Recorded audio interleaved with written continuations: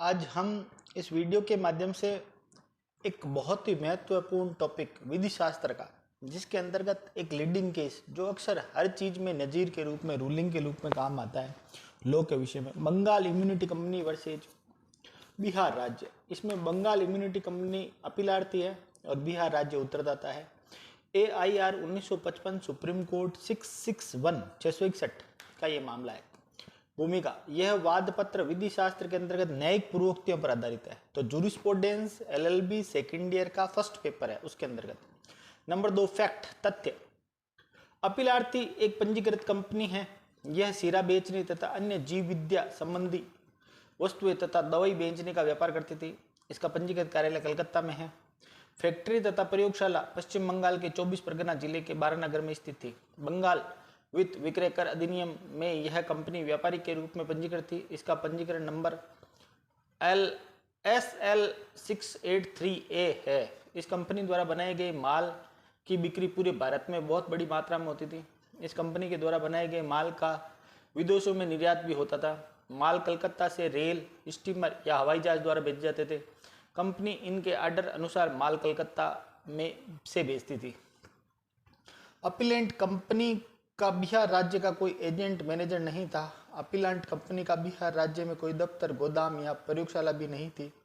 24/10/1951 को अतिरिक्त superintendent commercial tax Bihar ने अपीलेंट को पत्र लिखा कि अपनी फर्म बिहार राज्य के अंतर्गत पंजीकृत करा लीजिए, अन्यथा आवश्यक कानूनी कार्रवाई की जाएगी तथा बिहार राज्य में होने वाले बिक्री पर कर बिहार राज्य के खजाने में जल्दी से जल्दी जमा करा के इस विभाग को सूचित करिए।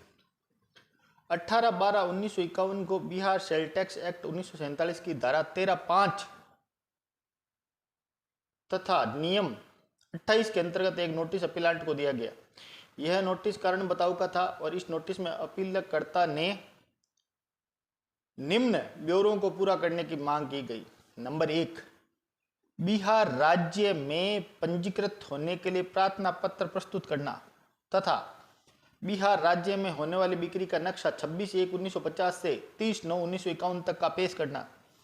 अपीलकर्ता कंपनी ने कहा कि वह पंजीकरण कराने में नक्शा दाखिल करने के लिए जिम्मेदार नहीं है, क्योंकि वह अपनी बिक्री का पूर्ण ब्यौरा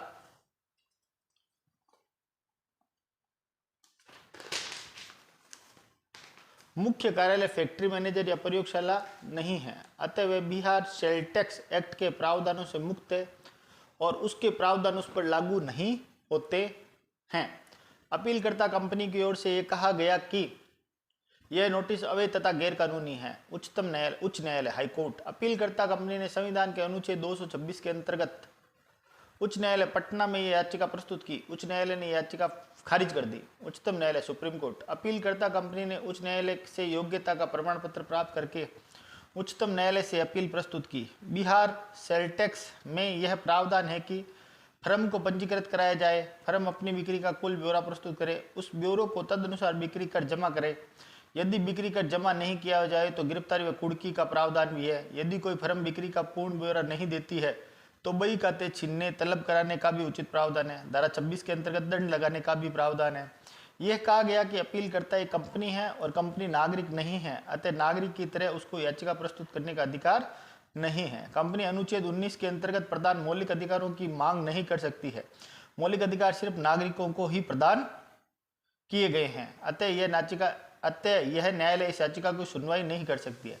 लेकिन उच्चतम न्यायालय ने विचार प्रकट किया कि उच्चतम न्यायालय इस बात से पहले ही यह तय कर चुकी थी कि कंपनी विधिक व्यक्ति है, जुडिशियल पर्सन है, और विधिक व्यक्ति को नागरिक की तरह मौलिक अधिकार मांगने का अधिकार होता है। यदि मौलिक अधिकारों का उल्लंघन या अतिक्रमण होता है तो वह इस न्यायालय की शरण ले सकता है। उत्तरदाता की ओर से यह कहा गया कि अपीलकर्ता कंपनी को बिहार सेल टैक्स एक्ट के अंतर्गत अधिकारी वर्ग के समक्ष अपना कर निर्धारण करना चाहिए।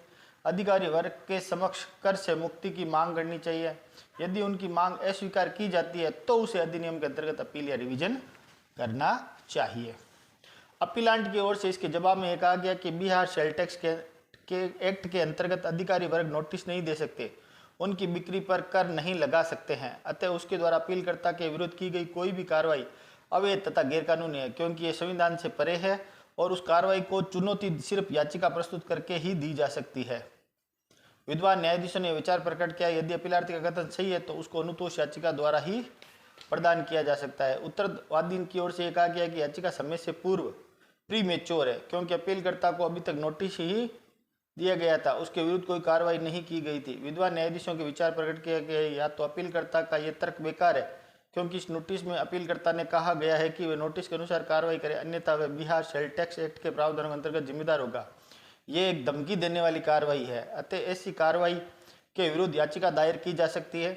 अतः एक बुद्धिमान व्यक्ति के लिए आवश्यक नहीं है कि वह आदेश पारित होने के बाद अनुतोष मांगे। यदि वह समझता है कि वह आदेश अवैध है तो उसके अंतर्गत कार्रवाई का पूरा न होने दे, क्योंकि इससे उसको काफी नुकसान होगा, अतः याचिका प्रस्तुत कर सकता है। अधिनियम में प्रदान किया गया अनुतोष अपीलकर्ता के लिए अपर्याप्त तथा बेकार है यदि वह कार्रवाई अवैध अथवा शक्ति से परे है। शक्ति से परे है। जब एक पक्षकार यह कहता हुआ न्यायालय की शरण में आता है कि उसके अधिकारों का हनन या उल्लंघन हो रहा है तो यह अधिनियम के अंतर्गत अनुतोष प्राप्त करने के लिए बाध्य नहीं है। अतः ऐसी परिस्थितियों में अनुच्छेद 226 के अंतर्गत याचिका प्रस्तुत करके अनुतोष पा सकता है। बिहार सेल टैक्स एक्ट माल विक्रय के संबंध में कानून नहीं है, बल्कि यह बिक्री कर लगाने के लिए कानून है। एक राज्य से दूसरे राज्य में माल भेजने के लिए रुकावट है। जिस राज्य में माल बेचा जाता है वह राज्य अपने यहाँ बिक्री पर कर की मांग कर सकता है ताकि रुकावट समाप्त हो जाए। यदि संसद ऐसी रुकावट हटा देती है तो जिस राज्य में माल बेचा जाता है वह माल भेजने वाले राज्य या करदाता से कर की मांग नहीं कर सकती है। बिहार सेल टैक्स एक्ट से संबंधित प्रावधान पढ़ने से यह पता चलता है कि यह वह अंतर्राज्य बिक्री या खरीद पर कर नहीं लगाता है। चूंकि संसद ने इसके विपरीत नहीं कहा है, अतः ऐसी परिस्थिति में यह अधिनियम असंवैधानिक, गैरकानूनी तथा शून्य है। यह अधिनियम स्पष्ट रूप से उन विषयों को कर से छुटकारा नहीं दिलाता है जिनकी बिक्री या खरीद पर संसद को कर लगाने का अधिकार है। चूंकि इस संबंध में यह प्रावधान जो कि अवैध है, अधिनियम को बिना प्रभाव डाले हुए अलग किए जा सकते हैं, अतः संपूर्ण अधिनियम अवैध नहीं कहा जा सकता। अब प्रश्न विचारण हेतु यह है कि क्या उच्चतम न्यायालय भी अपने पुराने निर्णयों से बाध्य है? तो इस मामले में न्यायालय ने यह भी निर्धारित किया कि संविधान में कोई ऐसा उपबंध नहीं है जो उच्चतम न्यायालय को अपने पूर्व निर्णय पर फिर से विचार करने से मना करता हो। यदि उच्चतम न्यायालय को यह विश्वास हो जाए कि उसका पूर्व निर्णय दोषपूर्ण या त्रुटिपूर्ण है तो और उसका उलटना सार्वजनिक हित के लिए आवश्यक है तो वह अपने पूर्व निर्णय को उलट सकता है। उच्चतम न्यायालय अपने पूर्ववर्ती विनिश्चयों पर पुनर्विचार तभी करता है जबकि उसको यह समाधान हो जाता है कि उसने पूर्व विनिश्चयों में गलती की है अथवा वे हमारे संविधान के विविध दर्शन के प्रतिकूल है और संविधान संबंधी विषयों में उच्चतम न्यायालय ऐसा पूर्व विचार अधिक तत्परता से करेगा, किंतु विधि की अन्य शाखाओं के संबंध में इतनी तत्परता नहीं बढ़ती जाएगी। वस्तुतः निर्णीता अनुसरण के सिद्धांत की व्यापकता को प्रस्तुत मामले में लागू नहीं किया जा सकता और यदि कोई स्पष्ट व्यवस्था सामने आ जाए तो पूर्वोत्तर विनिश्चयों को उलट भी दिया जाना चाहिए। देखो, निर्णीता अनुसरण का सिद्धांत के बारे में थोड़ा सा बता देता हूँ, ऐसे तो वीडियो अपलोड कर रखा है। निर्णीत अनुसरण का सिद्धांत ये कहता है कि सुप्रीम कोर्ट द्वारा दिए गए निर्णय सभी लोअर कोर्ट और हाई कोर्ट्स पर बाध्यकारी प्रभाव रखेंगे और हाई कोर्ट द्वारा दिया गया निर्णय उसके उस क्षेत्र में, जिस क्षेत्र में वो हाई कोर्ट है, जैसे राजस्थान हाई कोर्ट है, पंजाब हाई कोर्ट है, दिल्ली हाई कोर्ट है, इलाहाबाद हाई कोर्ट है, तो उस क्षेत्र में जो भी हाई कोर्ट के अंडर में जितने भी डिस्ट्रिक्ट कोर्ट, लोअर कोर्ट वगैरह आएंगे उन पर बाध्यकारी प्रभाव रखेंगे।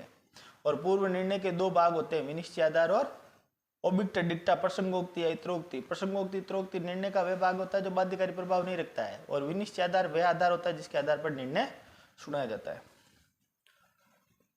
यदि कोई स्पष्ट व्यवस्था सामने आ जाए तो पूर्वोत्तर निर्णय अपील स्वीकार की जाती है। प्रतिपादित सिद्धांत नंबर 1, कंपनी एक विधिक व्यक्ति है। नंबर 2, कंपनी एक शुद्ध व्यक्ति हो सकती है और अनुतोष पाने के लिए याचिका प्रस्तुत कर सकती है। किसी सही मामले में पूर्वोक्तियां प्रेसिडेंट को भी उल्टा जा सकता है। अधिनियम का यदि कोई भाग असंवैधानिक है तो उसको अवैध घोषित किया जा सकता है। चैनल पर नए आए तो सब्सक्राइब करें, लाइक करें, शेयर करें, कमेंट्स करते रहें। महादेव लॉ एकेडमी का ऐप का लिंक डिस्क्रिप्शन बॉक्स में दिया गया है, डाउनलोड करें। एपीओ के एग्जाम के पॉइंट ऑफ व्यू से मैंने बहुत सारे वीडियो बना के डाल रखे हैं, तो प्लेलिस्ट पे देख करके तैयारी करते रहें। धन्यवाद। जय हिंद, जय भारत।